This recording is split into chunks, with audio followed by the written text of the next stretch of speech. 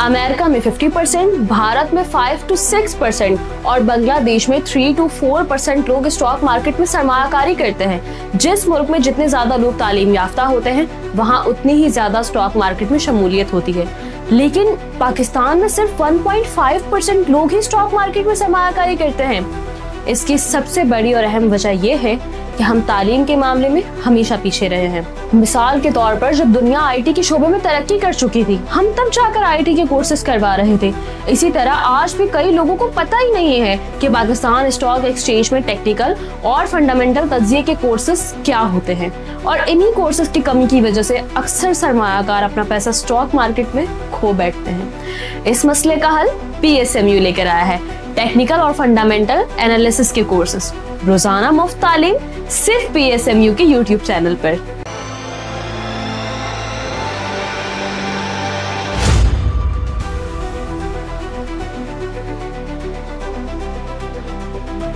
अस्सलाम वालेकुम, मैं हूं नादिया अनवर और आप देख रहे हैं the inside of stock market. नाज़रीन, आज कंपनी आउटलुक में हम जिस कंपनी के हवाले से डिस्कस करने वाले हैं वो है मुगल स्टील। जी हाँ, मुगल स्टील जो है स्टील की एक बहुत ही लार्ज मैन्युफैक्चरिंग कंपनी है, और जो है इसके हवाले से हम बात करेंगे कि इसमें स्टील से रिलेटेड कौन कौन सी प्रोडक्ट्स की जो है वो प्रोडक्शन होती है, मैन्युफैक्चरिंग होती है, इसके हवाले से भी हम जानेंगे। और साथ ही साथ जो है इसकी फाइनेंशियल और फंडामेंटल क्या एस्पेक्ट्स हैं उसके हवाले से भी हम जानेंगे, और आगे इसका फ्यूचर आउटलुक कैसा लग रहा है इसके हवाले से भी हम बात करेंगे आज के प्रोग्राम में। और जो है आज हमारे साथ बात करने के लिए इस टॉपिक पे मौजूद हैं सीनियर रिसर्च एनालिस्ट नशद मलिक साहब। लेकिन उनको वेलकम करने से पहले मैं यहाँ पर एक जो है आप लोगों को ये बताती चलूँ कि आप हमारे चैनल को लाइक करें और साथ ही साथ जो है हमारे प्रोग्राम्स को भी लाइक करें, ताकि आपके लाइक से ही हमें पता चलता है कि आप हमारे प्रोग्राम्स को पसंद कर रहे हैं, ताकि उसी तरह के प्रोग्राम्स हम ज़्यादा से ज़्यादा ला सकें आप लोगों के लिए। और इसके अलावा जो है आप जो है चैनल को सब्सक्राइब करें और साथ में बेल आइकन को भी हिट करें, ताकि कोई भी इंफॉर्मेटिव सेशन जो है वो आप मिस ना कर जाएं। और इसके अलावा आप इसको शेयर करें ताकि लोगों को इन्वेस्टमेंट की अवेयरनेस हो, साथ ही साथ फाइनेंशियल मार्केट की अवेयरनेस हो। अब हम अपने गेस्ट को वेलकम करते हैं। अस्सलाम वालेकुम सर। वालेकुम अस्सलाम। कैसे हैं सर, आप ठीक हैं? ठीक। Thank you so much sir for your time. और जो है यहाँ पर आज हम बात करेंगे मुगल स्टील के ऊपर। तो जो है सबसे पहले तो हमें बताइए कि इस कंपनी की क्या प्रोडक्ट्स वगैरह हैं, क्या स्टील से रिलेटेड कौन कौन सी प्रोडक्ट्स जो है ये मैन्युफैक्चर करती है, और इसके अलावा जो है जितनी भी इसकी फाइनेंशियल और फंडामेंटल क्या एस्पेक्ट्स हैं उसके हवाले से भी आप हमारे नाज़रीन को आगाह करें। जी, मैं सबसे पहले जो है अपना स्क्रीन शेयर करता हूँ कि थोड़ा सा हम जो है इंटरेक्टिव जो है सेशन कर लेते हैं। श्योर। मेरी स्क्रीन विजिबल है अभी? जी सर, बिल्कुल। अच्छा। अच्छा, अगर हम सबसे पहले मुगल स्टील का थोड़ा सा इंट्रोडक्शन कर लेते हैं। अगर हम्म। हम मुगल स्टील की अबाउट द जर्नी में जाएं, तो मुगल स्टील जो है वो 1950s से बिजनेस में है। और 1950s से जो है ये इनिशियली ये ट्रेडिंग, स्टील ट्रेडिंग वगैरह का और उससे स्टील प्रोडक्ट से रिलेटेड ट्रेडिंग वगैरह का काम करते थे, लेकिन आहिस्ता आहिस्ता इन्होंने अपना प्लांट लगाया और ये मैन्युफैक्चरिंग की तरफ भी आए। अगर हम मुगल स्टील के प्लांट की बात करें, तो इनका जो है काफ़ी टेक्नोलॉजिकली एडवांस्ड जो है प्लांट एक लगा हुआ है। और इनके प्लांट की जो लोकेशन है वो Sheikhupura road, Lahore district side के ऊपर है। इनकी जो है वो लेडल रिफाइनिंग फर्नेस की जो है कैपेबिलिटी है, टेक्नोलॉजी है, जो कि स्लाइटली मेजॉरिटी जो पाकिस्तान में जो स्टील मैन्युफैक्चरर्स हैं हम्म। उनसे डिफरेंट है, जो टिपिकली इंडक्शन फर्नेस की टेक्नोलॉजी के ऊपर काम करते हैं। ठीक है, इनकी लेडल रिफाइनिंग फर्नेस और आर्गन ऑक्सीजन डी कार्बराइजर की टेक्नोलॉजी है, जो कि री रोलिंग करती है। अच्छा, अगर हम फिर मुगल स्टील की फर्दर जो है डिटेल्स के ऊपर आए, तो मुगल स्टील जो है वो one of the largest steel manufacturers है पाकिस्तान में। और इसकी इसके अगर हम अगर प्रोडक्ट्स की बात करें, तो ये जो है बिलेट्स जो है प्रोडक्ट्स की बात करें तो मेनली जो है मुगल स्टील के दो सेगमेंट्स हैं, या दो सेगमेंट्स के अंदर वो प्रोडक्ट्स को बनाता है, जिसमें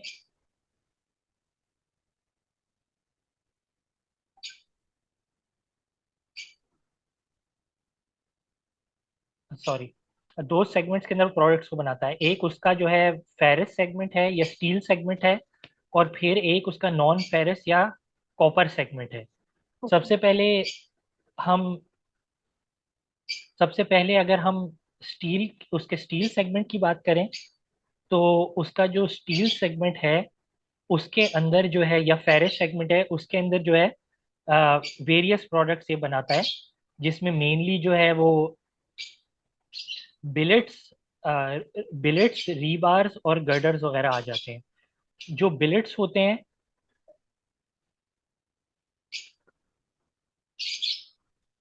जो बिलेट्स होती हैं वो बेसिकली इस तरह की स्टील रॉड्स होती हैं, जो कि आप लोगों ने शायद देखी भी होंगी। तो ओके।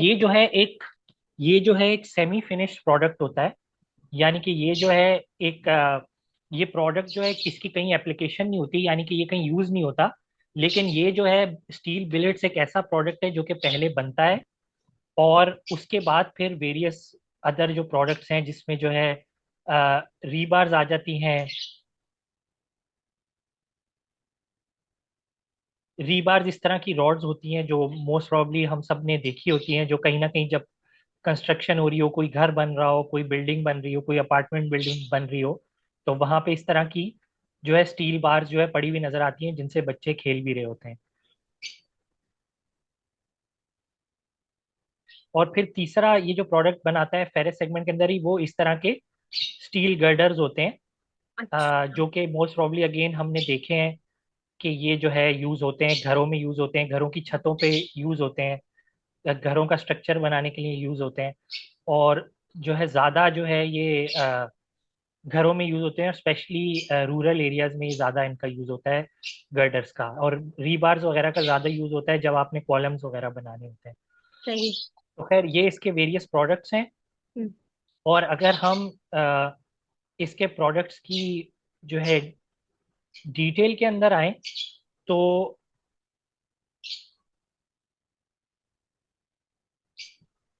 जैसे मैंने बताया था कि अगर हम इसकी एनुअल रिपोर्ट को देखें, और एनुअल रिपोर्ट के अंदर इसकी हम सेगमेंट रिपोर्टिंग के अंदर जाएं, तो वहां पे इसके जो है मेनली दो सेगमेंट है। इसने तीन तीन सेगमेंट मेंशन किए हुए हैं इन्होंने, फेरस, नॉन फेरस और एनर्जी। एनर्जी के ऊपर अभी मैं आता हूँ। अच्छा, फेरस सेगमेंट इसका मैं ऑलरेडी बता चुका हूँ कि वो स्टील सेगमेंट है। और जो फेरस सेगमेंट है, स्टील सेगमेंट है, उसके अंदर अगर हम सेल्स की बात करें, तो 2024 में, जो फिस्कल ईयर 2024 था, उसमें जो इसकी सेल्स थी उसका तकरीबन 53% जो है वो रीबार्स थी, 27.5% गर्डर थे, और 19.5% बिलेट्स थी। यानी कि मेनली जो है रीबार्स और गर्डर्स वगैरह, जाहिर सी बात है वो फिनिश प्रोडक्ट्स होते हैं। और जो बिलेट्स हैं वो सेमी फिनिश प्रोडक्ट्स होते हैं। तो जाहिर सी बात है ये बिलेट्स भी बना के दूसरी कंपनीज को देता है, और वो आगे उसको फर्दर प्रोसेसिंग करते हैं। अच्छा, उसके अलावा इसका जो नॉन फेरस सेगमेंट है, जिसके अंदर ये कॉपर की मैन्युफैक्चरिंग करता है और कॉपर की मैन्युफैक्चरिंग करके एक्सपोर्ट करता है, उसमें जो है कॉपर के प्रोडक्ट्स आ जाते हैं, जिसमें कॉपर के इंगॉट्स और कॉपर ग्रेन्यूल्स वगैरह आते हैं, जो कि मोस्टली ये एक्सपोर्ट करता है। कॉपर के प्रोडक्ट्स ये एक्सपोर्ट करता है, जो स्टील के प्रोडक्ट्स हैं फेरस के, वो हम्म। ये इंटरनली यूज करता है। यानी कि लोकली सेल होते हैं, पाकिस्तान में ही सेल होते हैं। तो इसमें जो है आयरन वगैरह भी है और अदर प्रोडक्ट्स भी हैं, यानी कि कुछ वेस्ट और आयरन वगैरह भी इसके अंदर सेल होता है, इनके नॉन फेरस सेगमेंट के अंदर। अच्छा, अगर अब हम थोड़ा सा जो है इसकी कैपेसिटीज की तरफ आ जाएं, हाँ, तो अगर हम कैपेसिटीज की बात करें तो मुगल स्टील की जो कैपेसिटी है वो 500,000 टन्स की इसकी कैपेसिटी है स्टील मेल्टिंग की। और फिर 630,000 टन्स की इसकी कैपेसिटी है स्टील री रोलिंग की। अभी मैं इस चीज़ के ऊपर फर्दर आता हूँ कि ये किस तरह से इसकी बाइफरकेशन होती है और क्या इसकी डिटेल होती है। और अगर हम इसके नॉन फेरस यानी कि कॉपर रिसाइकलिंग प्लांट की बात करें तो इसके कॉपर रिसाइकलिंग प्लांट की कैपेसिटी है तकरीबन 90,000 टन्स, जो कि बढ़ के 120,000 टन्स अनकरीब होने वाली है। अच्छा, इसकी अगर हम इसकी अगर हम जो है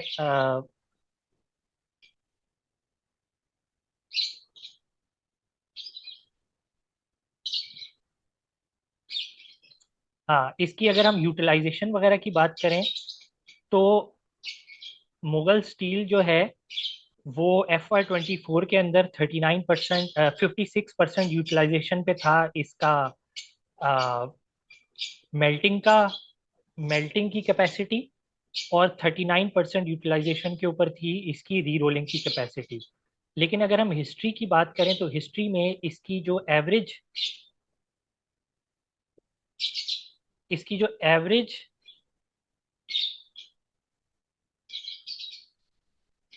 जो एवरेज यूटिलाइजेशन रही है मेल्टिंग कैपेसिटी की, वो 57% रही है। और जो हाईएस्ट रही थी वो 66% या 82% भी रही है। लेकिन ये एक्सपेंशन के बाद इसने अपनी कैपेसिटी पिछले 2-3 सालों में इंक्रीज की थी। और अगर हम री रोलिंग की बात करें तो इसकी जो कैपेसिटी है वो हाईएस्ट रही है 78% और एवरेज रही है 57%। FY24 में ये अपनी एवरेज एवरेज यूटिलाइजेशन से थोड़ा सा नीचे ऑपरेट कर रहा था। लेकिन अगर हम करंट्स, उसकी वजह वेरियस रीजंस थे, क्योंकि FY23-24 के अंदर डिमांड वगैरह स्टील की काफ़ी डिक्लाइन कर गई थी। फिर और चीज़ों का भी प्रेशर था और एलिमेंट्स का भी प्रेशर था, तो उसकी वजह से इसकी यूटिलाइजेशन नीचे चली गई थी। लेकिन अगर हम फिजिकल ईयर 25 की बात करें, जो अभी पिछला फिजिकल ईयर 25 जो अभी रिसेंटली ख़त्म हुआ है और गुजरा है, हम्म। उसमें इसकी कैपेसिटी इंक्रीज हो गई है और अब ये जो है 55 से 60% कैपेसिटी यूटिलाइजेशन के ऊपर ऑपरेट कर रहा है। और जो करंट फिजिकल ईयर अब स्टार्ट हुआ है FY26 का, उसके अंदर भी इसकी यूटिलाइजेशन जो है फेरस सेगमेंट की अच्छी चल रही है। अगर हम कॉपर इसके फिर अगेन हम कॉपर सेगमेंट की बात करें तो इसका कॉपर सेगमेंट जो है इसने रिसेंटली रिसाइकलिंग प्रोसेस स्टार्ट किया है। इससे पहले जो है ये कॉपर सेगमेंट के अंदर भी मेल्टिंग का ही काम करता था, फेरस सेगमेंट से सिमिलर ही। लेकिन इसने अपना प्रोसेस चेंज किया है और ज़्यादा एफिशिएंट प्रोसेस की तरफ गया है, जिसमें कॉपर की रिसाइकलिंग होती है और मेल्टिंग का जो एलिमेंट है वो एलिमिनेट हो गया है। अब मेल्टिंग का एलिमेंट एलिमिनेट होने की वजह से इसकी जो पावर की रिक्वायरमेंट्स है वो भी ऑब्वियसली रिड्यूस हुई हैं। हम थोड़ा सा मुगल स्टील की सप्लाई चेन की अगर हम बात कर लें तो ये जो है सिंपल सी इसकी एक सप्लाई चेन है। मुगल स्टील वाले जो अपना रॉ मटेरियल है वो इंपोर्ट करते हैं। अच्छा, स्टील बनाने के लिए इनके प्रोडक्ट्स बनाने के लिए जिसमें जो है स्टील सेगमेंट के अंदर अ, इनके जो बिलेट्स और रीबार्स वगैरह आते हैं, उसके लिए बाहर से स्टील स्क्रैप इंपोर्ट होता है। और अगर हम इसके कॉपर सेगमेंट की बात करें या नॉन फेरस सेगमेंट की बात करें तो उसके लिए जो है मोटर स्क्रैप वगैरह बाहर से इंपोर्ट होती है। तो सबसे पहले जो है वो मोटर स्क्रैप वगैरह और स्टील स्क्रैप वगैरह इंपोर्ट होती है। फिर वो इंपोर्ट होके obviously by ship Karachi port तक आती है। फिर कराची पोर्ट से आगे जो है वो ट्रक्स के जरिए और रेलवे नेटवर्क के जरिए मुगल के प्लांट तक आती है, क्योंकि मुगल का प्लांट, जैसे मैंने आप लोग को स्टार्ट में ही बताया था, कि वो लाहौर के अंदर लोकेटेड है। तो जाहिर सी बात है कराची के पोर्ट से सामान उधर तक आना ट्रक्स वगैरह और रेलवे नेटवर्क की वजह की थ्रू आता है। अच्छा, मुगल स्टील का जो सप्लाई चेन नेटवर्क है वो रिलेटिवली दूसरी स्टील कंपनीज के मुकाबले में ज़्यादा एफिशिएंट है, क्योंकि ये वेरियस कंट्रीज और वेरियस जगहों से अपना रॉ मटेरियल सोर्स करते हैं और उस रॉ मटेरियल को सोर्स करके पोर्ट तक मंगवाने के बाद उसको बाय रेलवे नेटवर्क मंगवाते हैं। और रेलवे नेटवर्क मंगवाने का एडवांटेज एक ये होता है कि उससे कॉस्ट जो है पर टन जो कॉस्ट पड़ती है कंपनी को वो रिड्यूस हो जाती है। उसके बाद जब वंस जो है प्लांट के ऊपर आ जाता है मुगल के, तो उनका फेरस का सेगमेंट है और फिर नॉन फेरस का सेगमेंट है। अगर हम नॉन फेरस सेगमेंट की बात करें तो उसमें सबसे पहले स्टील स्टील की मेल्टिंग होती है, जिसका मैंने आप लोगों को बता दिया था कि उसकी, ये मैं थोड़ा सा और जूम इन कर लेता हूँ। स्टील हम्म। मेल्टिंग होती है जिसमें मैंने आप लोगों को बता दिया था कि इसकी 500,000 टन की कैपेसिटी है। स्टील मेल्टिंग होने के बाद बिलेट्स बनते हैं, और बिलेट्स बिलेट्स बनने के बाद जो है री रोलिंग का प्रोसेस होता है, जिसमें जो है री रोलिंग के बाद आपके जो है वेरियस फिनिश प्रोडक्ट्स बनते हैं, जिसमें री बार्स और गर्डर्स वगैरह आ जाते हैं। सही। ठीक है, और ये जो सेल होते हैं ये लोकली सेल होते हैं। उसके बाद अगर हम इसके नॉन फेरस सेगमेंट की तरफ आ जाएं, तो नॉन फेरस सेगमेंट के अंदर जो है ना अ, इसकी मोटर स्क्रैप वगैरह यूज होती है, और मोटर स्क्रैप से कॉपर एक्सट्रैक्ट करने के बाद अ, अच्छा, अगर मैं जो है ना मोटर स्क्रैप की बात करूं, तो स्टील मैन्युफैक्चरिंग, सबसे पहले स्टील मैन्युफैक्चरिंग के बाद की तरफ आ जाते हैं। तो 1.04 टन्स जो है, 1.04 टन स्टील स्क्रैप रिक्वायर्ड होता है 1 टन रीबार या बिलेट मैन्युफैक्चरिंग करने के लिए, क्योंकि जीरो तकरीबन 4 से 6% की वेस्टेज होती है। वहीं पे अगर हम बात करें जो है कॉपर सेगमेंट की, जिसके अंदर मोटर स्क्रैप को लेके कन्वर्ट किया जाता है, रिसाइकल किया जाता है, और कॉपर के प्रोडक्ट्स निकाले जाते हैं, तो वहां पे 10 टन जो है मोटर स्क्रैप रिक्वायर्ड होता है 1 टन कॉपर का प्रोडक्ट बनाने के लिए। तो ये कॉपर का प्रोडक्ट जो है बन जाता है, और बनने के बाद ये कॉपर के प्रोडक्ट को बाय रेलवे नेटवर्क जो है दोबारा कराची पोर्ट पे भेजते हैं, और कराची पोर्ट के थ्रू जो है के बाद वो शिप्स के थ्रू जो है चाइना वगैरह, चाइना एक्सपोर्ट हो जाता है। तो ये इनकी जो है ना एक सिंपल सी एक सप्लाई चेन है, जो कि मैंने बता दी। अच्छा, इसके इसके यूजेज का भी उन्होंने थोड़ा डिफाइन किया हुआ है, कि जो अर्बन यानी कि शहरों के घर हैं, शहरों के घरों के अंदर जो है ना ज्यादा रीबार्स वगैरह का यूज होता है, गर्डर्स वगैरह का भी यूज होता है। हम्म। फिर अगर हम रूरल एरियाज के घरों की बात करें तो उनमें गर्डर्स वगैरह का ज्यादा यूज होता है। फिर जो है बड़े बड़े जो प्रोजेक्ट्स होते हैं उनके अंदर भी जो है रीबार्स वगैरह का यूज होता है। तो ये जो है मेनली जो है एक सिंपल सा इंट्रोडक्शन है मुगल स्टील के बारे में। हम्म। अच्छा, अगर हम मुगल स्टील के अंदर क्या अगर थोड़ा सा फंडामेंटल एनालिसिस करें, हम्म। तो मुगल स्टील के जो वेरियस प्रोडक्ट्स हैं उनकी जो है प्राइसिंग वगैरह भी आपको अवेलेबल होती है इस टाइम पे। अगर हम जरिया लिमिटेड नाम की वेबसाइट के ऊपर जाएं,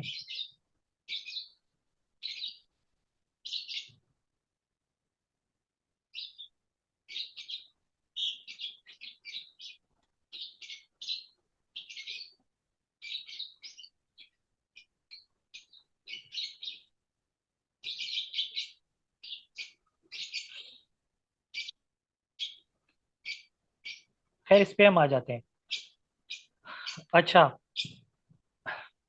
अच्छा, मुगल स्टील की अगर हम मुगल स्टील की अगर हम मेनली कॉस्टिंग वगैरह की बात करें, तो मुगल जो है अपने प्रोडक्ट्स वगैरह है वो सेल तो कर देता है। अ,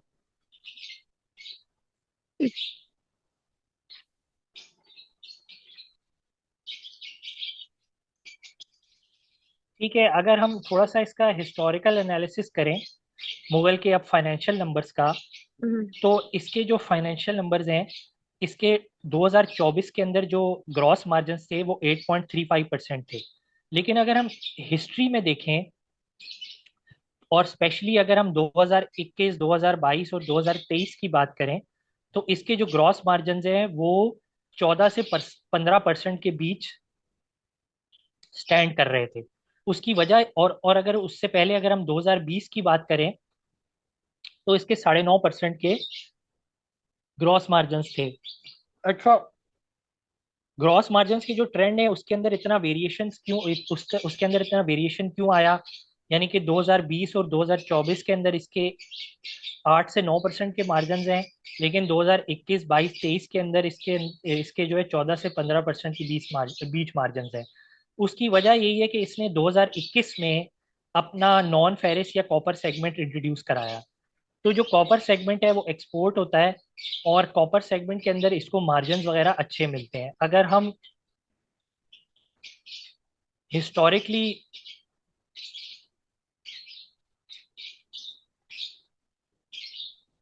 मार्जिन्स का एनालिसिस करें तो इसके जो फेरिस या स्टील सेक्टर के जो मार्जिन्स हैं वो 2024 से पहले पहले तकरीबन 10% रहते थे। 2000 यानी कि 2024 से पहले के 5 साल 10% रहते थे। वहीं पे अगर हम इसके नॉन फेरिस या कॉपर सेगमेंट की बात करें तो उसके जो ग्रॉस मार्जिन हैं वो 2021, 22, 23 में एवरेज 27% स्टैंड किए थे। तो इस वजह से कंपनी के जो ओवरऑल ग्रॉस मार्जिन हैं वो 21, 22, 23 में जब कॉपर सेगमेंट आया, जब इसने कॉपर की एक्सपोर्ट शुरू की, तो इसके ओवरऑल ग्रॉस मार्जिन जो है वो इंक्रीज कर गए। अच्छा, अब कंपनी के 2024 में जो मार्जिन हैं वो दोबारा डिप कर गए, और अगर हम 2025 की भी बात करें, 2025 में भी इसके मार्जिन जो है वो थोड़े नीचे ही स्टैंड कर रहे हैं।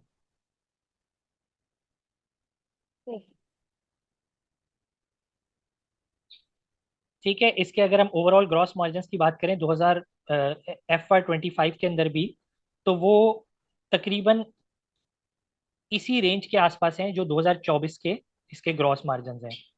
अच्छा, इसके जो ग्रॉस मार्जिन है वो लो हो जाने की वजह यही है कि एक तो जो है कॉपर सेगमेंट के अंदर थोड़ी प्राइसिंग की वजह से मार्जिन कम मिल रहे हैं, लेकिन वो फिर भी मार्जिन जो है वो 20% से के आसपास ही हैं।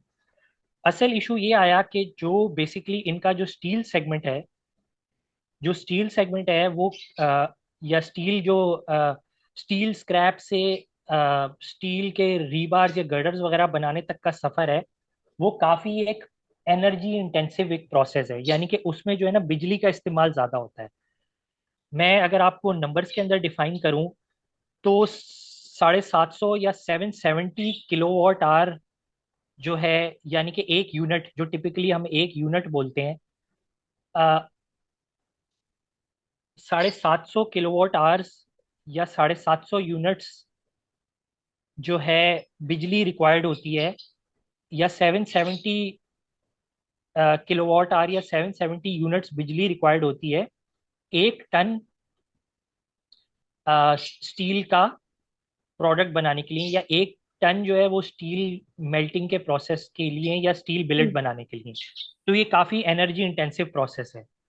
अच्छा, तो 2024 और 25 में ये हुआ कि मुगल के पास अपनी पावर जनरेशन के लिए, अगर हम देखें, तो अगर हम इसकी पावर जनरेशन के ऊपर आए,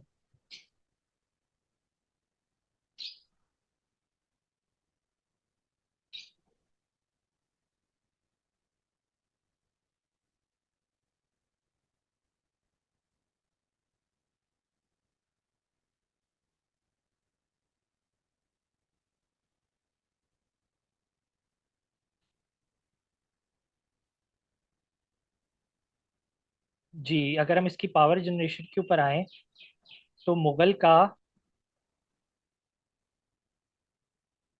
के पास जो है एक ड्यूल फ्यूल गैस गैस का और एफओ का प्लांट है पावर जनरेशन के लिए। इसके पास ग्रिड का कनेक्शन है, यानी कि ग्रिड से डायरेक्टली नेशनल ग्रिड से बिजली लेता है। और अभी करंटली उसका यही सिनारियो है।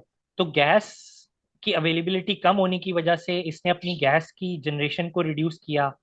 उसके अलावा अगर हमने पिछले 1-2 सालों का हमने ट्रेंड देखा हो, तो हमारे घरों के बिजली के बिल वगैरह भी काफ़ी बढ़ गए। तो जो ग्रिड से बिजली आती थी, यानी कि जो नेशनल ग्रिड से बिजली आती थी, उसके रेट्स वगैरह भी काफ़ी बढ़ गए पिछले 1-1.5 साल में। तो उसकी वजह से इसके स्पेशली जो फेरस सेगमेंट के मार्जिन है ना, जो कि तकरीबन 10% तक होते थे, वो 5 से 6% पे आके गिर गए। ठीक है। लेकिन अब जो है मुगल स्टील की असल स्टोरी आती है। इस जो है हायर कॉस्ट का हल निकालने के लिए बेसिकली मुगल स्टील ने एक सब्सिडरी एस्टेब्लिश की, अपनी एक सब्सिडरी कंपनी एस्टेब्लिश की जो कि मुगल एनर्जी के नाम से है। अब ये मुगल एनर्जी के नाम से जो कंपनी है ये जेम बोर्ड के ऊपर लिस्टेड है। जेम बोर्ड पे ये GEMMEL के नाम से जेम बोर्ड के ऊपर लिस्टेड है। ये मुगल एनर्जी जो है वो मुगल स्टील की 100% या होली ओन्ड सब्सिडरी है, यानी कि इसको पूरी तरीके से ये मुगल स्टील ओन करता है। ठीक है। अब इस कंपनी का काम ये है कि ये कंपनी जो है मुगल स्टील की कंपनी है, ये 36.5 मेगावाट का कोल पावर प्लांट जो है वो लगाने जा रहा है। और इस कोल पावर प्लांट से रिलेटेड कंपनी ने रिसेंटली अपनी एक मटेरियल इंफॉर्मेशन भी प्रोवाइड की थी, जो कि अगस्त 13 2025 को आई थी, कि इनका जो है हाइड्रो टेस्टिंग वगैरह का फेस चल रहा है, जो कि एक बड़ा इंपॉर्टेंट स्टेप होता है जो है अ, इसकी कमर्शियल ऑपरेशन स्टार्ट करने से रिलेटेड। और जो एक्सपेक्टेड है कि अगले कुछ महीनों में, अगले 1-2 महीने में इसका जो ये कोल का प्लांट ऑनलाइन आ जाएगा। अच्छा, अब इस कोल प्लांट के ऑनलाइन आने की वजह से अ, मुगल स्टील का जो एनर्जी की कॉस्ट है, जो एनर्जी की कॉस्ट इस टाइम पे तकरीबन जो है 35 रुपए का यूनिट मुगल स्टील को पड़ रहा है ग्रिड से। इस टाइम पे ये ग्रिड से मैन्युफैक्चरिंग कर रहा है, ग्रिड की बिजली यूज करके। और एक टाइम पे ये जो बिजली का यूनिट है ये 45-50 तक भी जा चुका है हमारी हिस्ट्री में, पिछले 2 सालों में स्पेशली। तो एक तो ये है कि इसकी जो ग्रिड के रेट है वो नीचे आए हैं। दूसरा ये कि जब इसका कोल का प्लांट लग जाएगा तो इसकी जो फर्दर जो यूनिट की कॉस्ट है वो 20 से 25 किलोवाट आवर या 20 से 25 रुपए पर यूनिट पे चली जाएगी। तो इसकी वजह से बेसिकली होगा ये कि इसका जो फेरस सेगमेंट है, जिसके मार्जिन काफी डिक्लाइन कर गए थे 5 से 6%, उन मार्जिन के अंदर काफी हद तक इम्प्रूवमेंट आएगी। सही। तो ये जो है, और गोइंग फॉरवर्ड इसकी परफॉर्मेंस जो है उसमें काफी इम्प्रूवमेंट एक्सपेक्टेड है। वहीं पे अगर हम मुगल स्टील के थोड़े बहुत नंबर्स के ऊपर आ जाएं, हम्म। तो मुगल स्टील की जो अर्निंग पर शेयर थी या EPS थी वो 5.68 की EPS थी FY24 में। मुगल का जो एक्सपेक्टेड है कि तकरीबन इसकी 2 रुपए तक EPS जो है वो earning per share close out होगी FY25 में। और इसकी जो है जो हाईएस्ट अर्निंग गई है वो 2022 में 16 रुपए तक गई थी।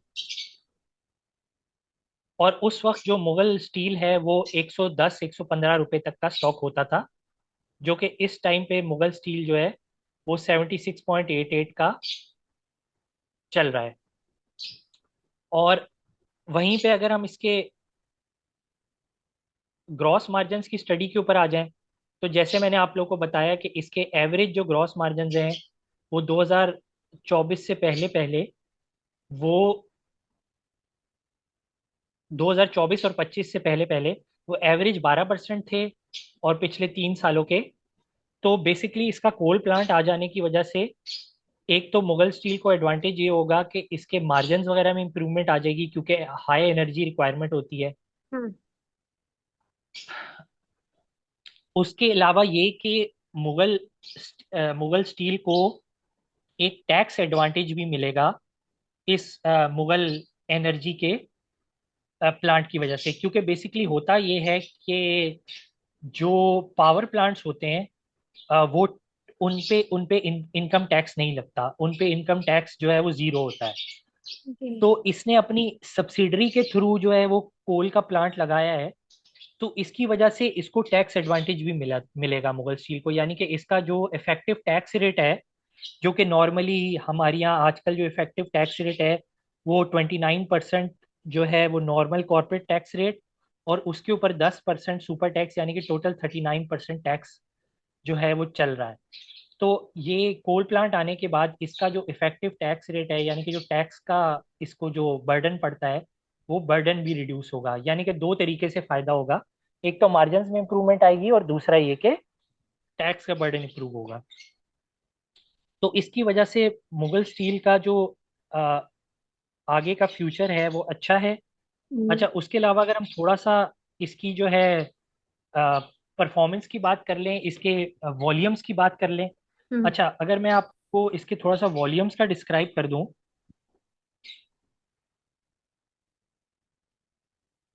तो यहाँ पे हम इसकी सेल्स को देख लेते हैं। इसका जो प्रोडक्ट पोर्टफोलियो है और इसकी जो सेल्स है, वो यहाँ पे अगर आप देखें तो बिलेट की सेल्स हैं, बार्स की सेल्स हैं, गर्डर की सेल्स हैं। अगर हम 2023 से 2024 के अंदर आए, तो इसकी सेल्स के अंदर काफ़ी, मुगल स्टील की सेल्स के अंदर काफ़ी इंप्रूवमेंट हुई थी। सही। यानी कि मुगल स्टील की जो सेल्स है वो 2 लाख 40 या 50 हज़ार टन से इम्प्रूव करके 3 लाख 5 हज़ार टन तक इसकी जो फेरस सेगमेंट की सेल है वो चली गई थी। तो और इसकी जो सेल्स है ये जो गुजरा है बिल्कुल FY 25, हम्म, इसके अंदर फर्दर उसके अंदर इम्प्रूवमेंट आई है, और तकरीबन 3 लाख 20 हज़ार 3 लाख 25 हज़ार टन तक इसकी जो है सेल्स जो है स्टील सेगमेंट की वो रहेगी। उसके अलावा अगर हम इसके कॉपर सेगमेंट की सेल्स की बात करें, तो वो तकरीबन 8,500 टन तक भी इसने कॉपर एक्सपोर्ट किया है। और लेकिन रिसेंटली तकरीबन 5,500 टन तक ये कॉपर एक्सपोर्ट कर रहा है। उसके अलावा अगर हम कॉपर सेगमेंट की बात करें इसका, तो जो इसका कॉपर सेगमेंट है वो पिछले 1-2 क्वार्टर से उसकी एक्सपोर्ट्स थोड़ी सी डिक्लाइन हुई हुई हैं, क्योंकि वो जो अनसर्टनटी वगैरह चल रही है, ये जो ग्लोबली टैरिफ चल रहे हैं, ग्लोबली डिमांड थोड़ी डाउन हुई हुई है इसकी वजह से, और जो प्राइसिंग वगैरह उनको इंटरनेशनली मिल रही है इन रीजंस की वजह से। लेकिन गोइंग फॉरवर्ड कॉपर एक ऐसा जो है प्रोडक्ट है जिसकी जो है डिमांड बहुत अच्छी है, स्पेशली चाइना में जहाँ ये एक्सपोर्ट करता है, हम्म, की डिमांड अच्छी है। और दुनिया में कॉपर का यूज़ बढ़ रहा है, क्योंकि इलेक्ट्रॉनिक और इलेक्ट्रिकल डिवाइसेस के अंदर कॉपर बहुत यूज़ होता है। तो जैसे जैसे दुनिया जो है इलेक्ट्रिक कार्स की तरफ शिफ्ट हो रही है, और सोलर पैनल्स और जो है विंड पावर प्लांट्स, तो इनकी तरफ दुनिया शिफ्ट हो रही है, तो वहाँ पे कॉपर का यूज़ ज़्यादा से ज़्यादा होगा। तो कॉपर की एक्सपोर्ट जो है वो इंक्रीज ही होगी। और इसके अगर हम स्टील सेगमेंट की बात करें, तो स्टील सेगमेंट के अंदर भी इंप्रूवमेंट आएगी। मुगल जो है वो 2024 में इसकी जो स्टील की सेल्स है उसके अंदर इंप्रूवमेंट थी, और बाकी जो इंडस्ट्री था उसमें डिक्लाइन था। इसकी वजह से मुगल का जो मार्केट शेयर है वो इम्प्रूव हो गया है।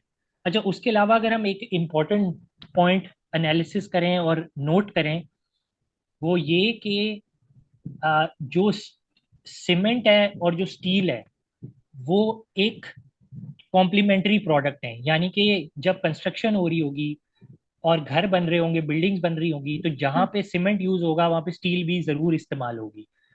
तो सही। सीमेंट और स्टील के बीच एक रेशियो चलती है। और अगर हम इसका पिछले 10 साल का एनालिसिस करें, तो 0.11 टन, यानी कि अगर कहीं पे 1 टन सीमेंट लगता है, तो वहां पे 0.11 टन जो है स्टील का भी इस्तेमाल होता है। तो यानी कि ये एक साथ साथ चलने वाले प्रोडक्ट हैं। तो जैसे जैसे सीमेंट की इस की में ग्रोथ होगी, कंस्ट्रक्शन बढ़ेगी, मुगल तो वैसे भी मार्केट शेयर गेन कर रहा है, हम्म, ठीक है, तो मुगल को एडवांटेज होगा। तो इस वजह से मुगल का वॉल्यूम्स की वजह से भी, यानी कि इसकी जो स्टील और कॉपर के सेगमेंट है वहाँ पे वॉल्यूमेट्रिक ग्रोथ भी है। फिर उसके अलावा अपने प्रोडक्शन के प्रोसेस को इम्प्रूव करने की वजह से, कोल प्लांट वगैरह लाने की वजह से इसके मार्जिन्स वगैरह में भी इम्प्रूवमेंट आएगी, और इसको टैक्स का एडवांटेज भी मिलेगा। तो इसकी वजह से इसकी जो फ्यूचर में अर्निंग्स है उसमें काफी ग्रोथ आएगी, और इस ग्रोथ की वजह से जाहिर सी बात है कि इसकी जो शेयर प्राइस है, शेयर प्राइस के अंदर भी जो हमारी ऑडियंस है उसको, जो हमारे व्यूअर्स हैं इन्वेस्टर्स उनको में इम्प्रूवमेंट देखने को मिलेगी। मिले। तो ये बेसिकली एक शॉर्ट सा जो है ब्रीफ सा इंट्रोडक्शन था, एक फंडामेंटल एनालिसिस था मुगल स्टील को लेके। हम्म, तो ये है कि अगर किसी को भी कोई चीज़ समझ ना आई हो या फर्दर एक्सप्लेनेशन चाहिए हो तो आप लोग कमेंट्स वगैरह करें, हमारी वीडियोस को कमेंट करें, लाइक करें, शेयर करें। जो है हम, क्योंकि एक बहुत एफर्ट लगती है होस्ट की भी और एनालिस्ट की भी इन वीडियोस को बनाने में। हम लोग आपके लिए वीडियोस लेके आते हैं, तो इनको आप व्यू करें, लाइक करें और इसको अपना कमेंट करें। आपको अगर आपका कोई क्वेश्चन है और आप कमेंट में पोस्ट करेंगे तो वहां पे आपको जवाब मिलेगा। उसके अलावा ये कि अगर आपने इस किस्म का फंडामेंटल एनालिसिस लर्न करना है तो जो है हमारा जो है चैनल आप सब्सक्राइब करें, उसकी वीडियोस देखा करें। और उसके अलावा हमारा प्रीमियम ग्रुप है व्हाट्सएप, जहाँ पे सिखाया जाता है ये सब। और उसके अलावा हमारा कोर्स भी है, फंडामेंटल एनालिसिस का कोर्स, जहाँ पे आपको ये जिस तरह का मॉडल मैंने आपको फाइनेंशियल मॉडल डिस्प्ले किया, इस तरह के फाइनेंशियल मॉडल्स भी प्रोवाइड किए जाएंगे और बनाने भी सिखाए जाएंगे। जी, थैंक यू। बिल्कुल ऐसे ही है, बिल्कुल। Well, it's a great analysis. Thank you sir Nusrat आपका। और जो है नाजरीन, होपफुली आप लोगों के लिए बहुत ही बेनिफिशियल रहा होगा। और इसके साथ ही साथ नाजरीन, मैं आज के प्रोग्राम से मैं लूंगी इजाजत। इंशाल्लाह आप लोगों से फिर मुलाकात होगी, तब तक के लिए अल्लाह हाफिज। अल्लाह हाफिज। अल्लाह हाफिज।